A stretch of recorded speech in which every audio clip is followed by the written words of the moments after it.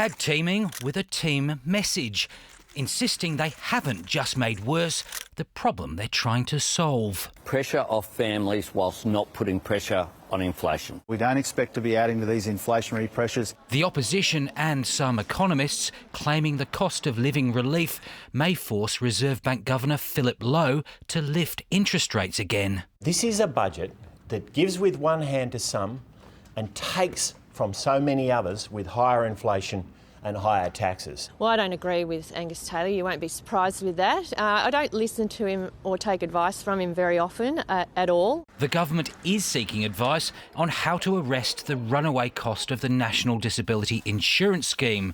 It wants to contain annual growth of the scheme to 8%.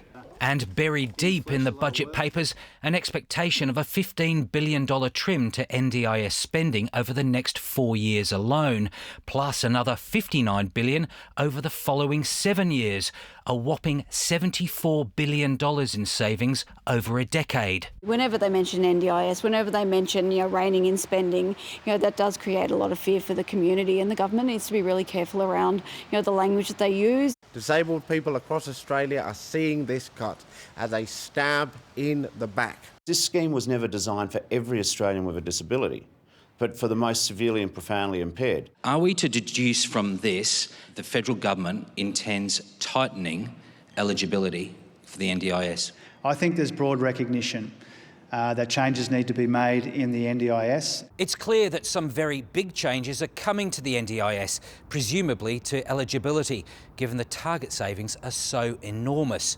The Commonwealth will also be asking the states to pick up greater responsibility and a bigger slice of the bill to ensure the scheme, which is critical to Australia's most vulnerable, remains sustainable in the long term. Andrew Probyn, ABC News, Canberra.